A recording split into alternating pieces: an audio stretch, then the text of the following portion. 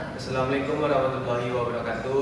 Bila kami dari kelompok 1A ingin mempresentasikan tugas mata kuliah AKP, yaitu mengenai metode uji tapis residu antibiotika pada daging, telur, dan susu secara bioessay.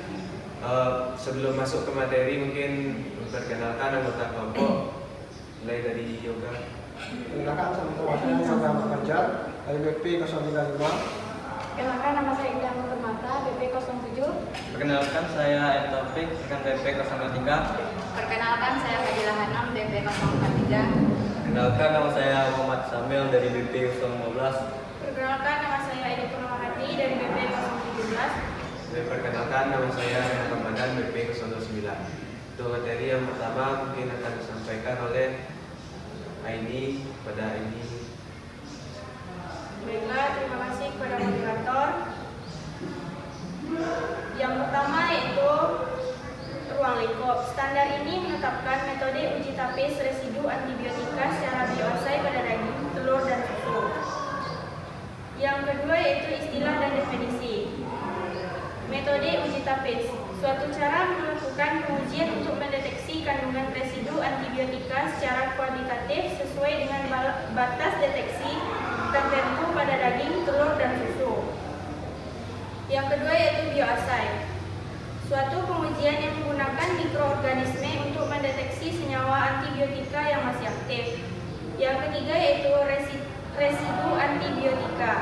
Zat antibiotika termasuk metabolitnya yang terkandung dalam daging, telur, dan susu, baik sebagai akibat langsung maupun tidak langsung dari penggunaan antibiotika.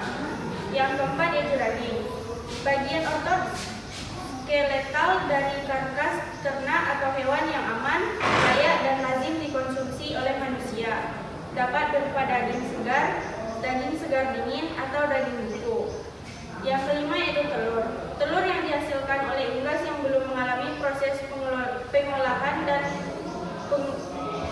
pengaraman atau dikonsumsi manusia. Yang keenam yaitu susu.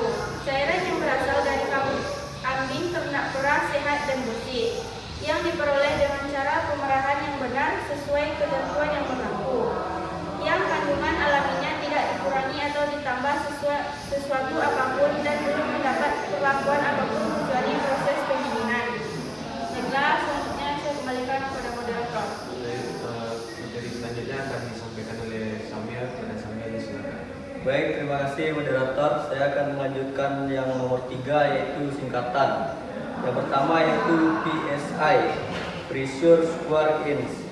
Selanjutnya yaitu RPM, rotasi per menit. Selanjutnya ATCC, American Type Culture Collection. Selanjutnya IU, International Unit. Selanjutnya HIB, Air Infusion Broth. Selanjutnya yang keempat yaitu prinsip pengujian. Residu antibiotika akan menghambat pertumbuhan mikroorganisme pada media agar. Penghambatan dapat dilihat dengan terbentuknya daerah hambatan sekitar kertas cakram atau silinder cup atau agar well. Besarnya diameter daerah hambatan menunjukkan konsentrasi residu antibiotika. Pengujian ini harus dilakukan secara aseptis dengan memperhatikan kaidah berlaboratorium yang baik di laboratorium mikrobiologi. Mungkin sekian yang dapat saya sampaikan. Saya berikan kepada moderator. Baik, materi selanjutnya akan disampaikan oleh Hanum. Pada Hanum, silakan. Baik, terima kasih moderator. Untuk selanjutnya yaitu tentang media. Yang pertama yaitu kuman. Kumannya ada 4 jenis yaitu Spora Bacillus Thermophilus ATCC 7953 untuk golongan penisilin. Yang kedua Spora Bacillus cereus ATCC 11778 untuk golongan tetraspilin. Yang ketiga Spora Bacillus subtilis ATCC 6633 untuk golongan aminoglikosida. Yang terakhir yaitu vegetatif Conchuria rhizophylla atau Micrococcus luteus ATCC 9341 untuk golongan makrolida. Dengan catatan kuman ATCC dapat digantikan dengan kuman yang setara. Selanjutnya yaitu media.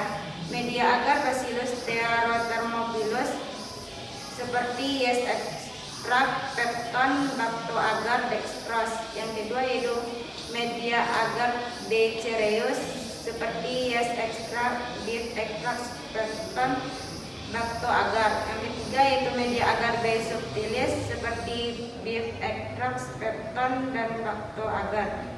Yang keempat media agar Cochuria rhizophylla seperti yeast extract, beef extract, pepton, lacto-agar, glucose. Terakhir yaitu media cair HIB. Sekian materi dari saya kembalikan ke moderator. Selanjutnya akan dilanjutkan oleh topik kepada topik, silakan. Baik, terima kasih moderator. Pertama itu bahan-bahan terbagi jadi 3. Pertama, baku pembanding seperti baku natrium penisilin untuk golongan penisilin. 2. Baku pembanding oksitetrasiklin hidroklorida untuk golongan tetrasiklin.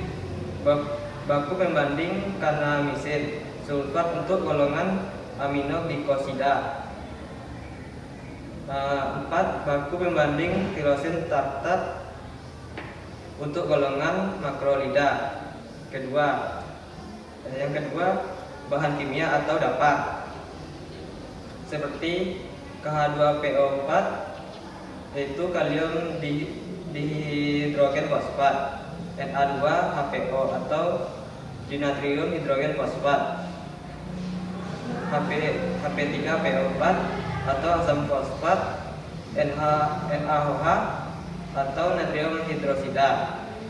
Kedua, HPO4 atau dikalium hidrogen fosfat, HCl atau asam klorida, NaCl atau natrium klorida. Yang ketiga, bahan lainnya seperti kertas cakram atau paper disk yang steril tebal atau thick yang mampu menyerap lautan minimal 75 dengan diameter 8 mm atau 10 mm. Sekian dari saya kembalikan ke moderator. Baik, materi selanjutnya akan dilanjutkan oleh Anggun kepada Anggun. Terima kasih moderator. Di sini saya akan melanjutkan peralatan. Yang pertama bahan gelas. Poin pertama cawan Petri 100 x 12 mm. Yang kedua tabung reaksi ukuran 7 mili, 20 mili, 50 mili. Yang ketiga tabung sentrifuge ukuran 50 mili. Yang keempat labu ukur 50 mili dan 100 mili. Yang kelima gelas ukur 100 mili dan 500 mili. Yang keenam Erlenmeyer 250 mili dan 500 mili.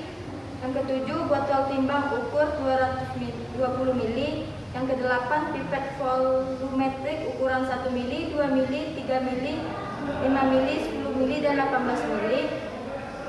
Yang kedelapan pipet graduasi ukuran 1 mili, 5 mili, 7 mili, 10 mili dan 20 mili. Dan selanjutnya adalah botol media atau rock botol. Poin yang kedua ada alat. Yang pertama pengocok tabung. Yang kedua sentrifuge 3000 rpm. Yang ketiga penagas air. Yang keempat lemari steril. Yang kelima homogenizer. Yang keenam autoclave. Yang ketujuh lemari pendingin. Yang kedelapan freezer. Yang ke-9 timbangan analitik. Yang ke-10 3 jenis inkubator. Yang ke-11 magnet pengaduk. Yang ke-12 pH meter. Poin yang ketiga ada penunjang. Yang pertama pipet mikro, yang kedua jangka sorong, yang ketiga boomer, yang keempat OC, yang kelima pinset, yang keenam gunting. Selanjutnya saya kembalikan ke moderator.